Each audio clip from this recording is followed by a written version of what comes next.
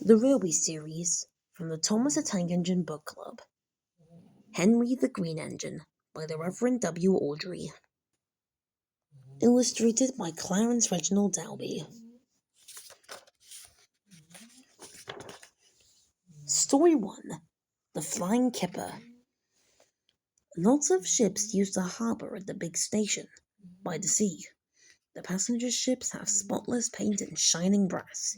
Other ships, though smaller and dirtier, are important too. They take coal, machinery, and other things abroad and bring back meat, timber, and things we need.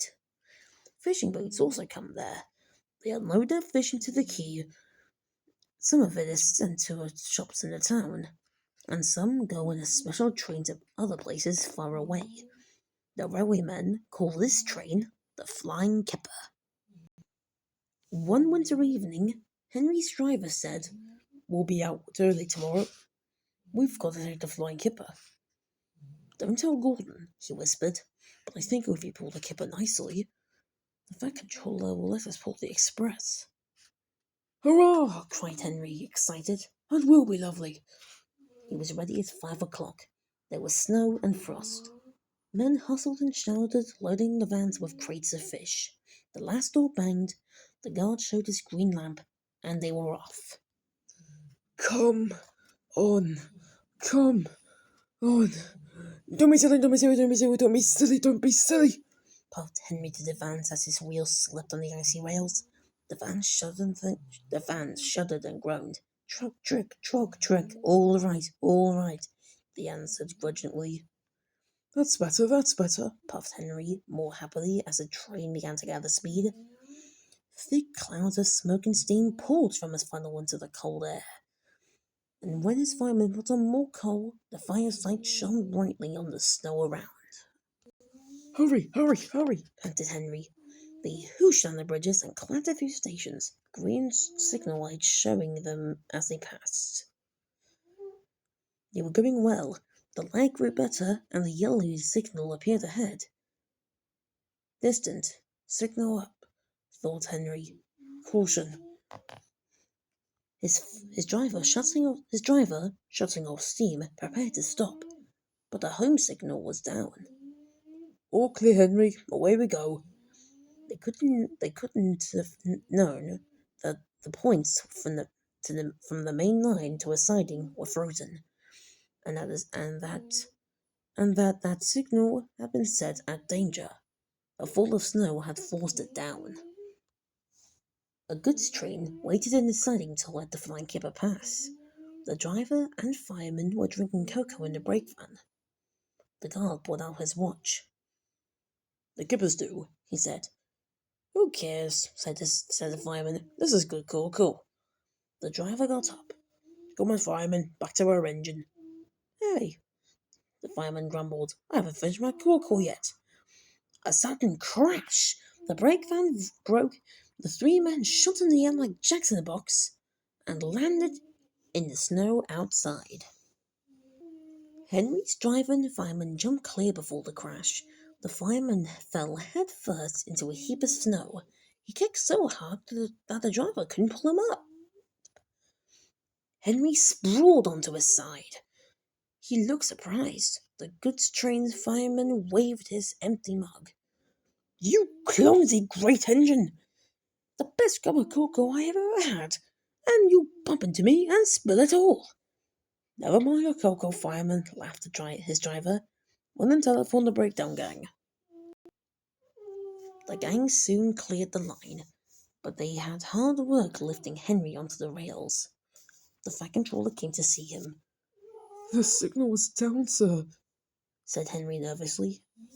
"Cheer up, Henry. It wasn't your fault. Ice and snow caused the accident. I'm sending you to Crewe, a fine place for sick engines. They'll give you a new shape and a larger firebox. Then you'll feel a different engine and won't need special coal anymore. Won't that be nice?" "Yes, sir," said Henry doubtfully. Henry liked being at Crewe, but was glad to come home.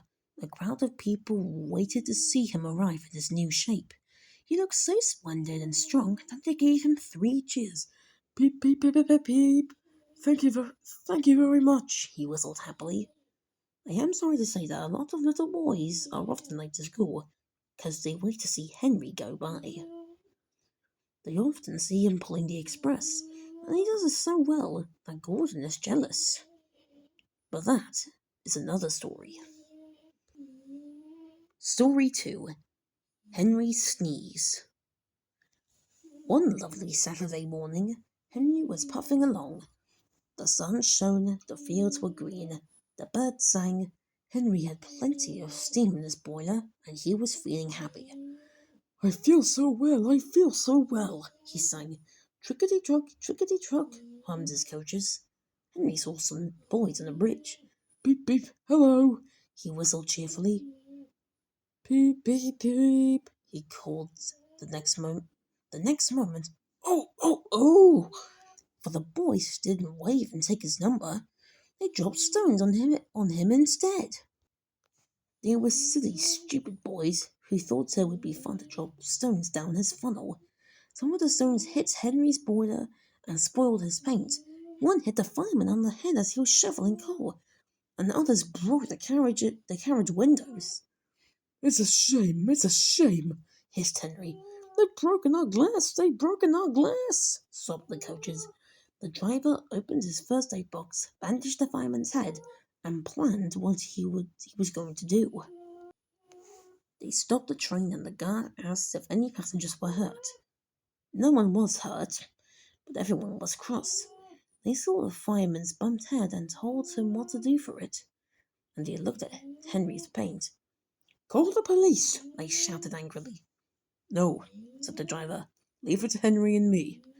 We'll teach those lads a lesson. What will you do? They asked. Can you keep a secret? Yes, they all said. Well then, said the driver. Henry is going to sneeze at them. What? Cried all the passengers. The driver laughed. Henry draws air through his fire and puffs it out with smoke and steam. When he puffs hard, the air blows ashes from his fire into a smoke box, and these ashes sometimes prevent him from puffing properly. When your nose is blocked, you sometimes sneeze. If Henry's smoke box is blocked, I can make air and steam blow the ashes out through his funnel. We'll do it at the bridge and startle those boys. Henry puffed onto the terminus. We hear the rest. Then they took the train back. Lots of people were waiting at the station just before the bridge. They wanted to see what would happen. Henry has plenty of ashes, said the driver. Boys, keep all windows shut till we have passed the bridge. Henry is as excited as we are, aren't you, old fellow? As he patted Henry's boiler. Henry didn't answer. He was feeling stuffed up. But he winked at the driver like this. The guard's flag waved, his whistle blew, and they were off. Soon, in the distance, they saw the bridge. There were the boys, and they all had stones. Are you ready, Henry? Said the driver. Sneeze hard when I tell you. Now, he said, and turned the handle. Achoo! Smoke and steam and ashes spouted from his funnel. They went all over the bridge and all over the boys, who ran away as black as soot. Well done, Henry, laughed his driver. They won't drop stones on engines again. Your coat is all black. But we'll rub you down and paint your scratches, and you'll be as good as new tomorrow. Henry has never sneezed again under a bridge. The Fat Controller doesn't like it. The smoke was always cleaning the yard while he is resting. He has now gone under more bridges than he can count, but from that day on,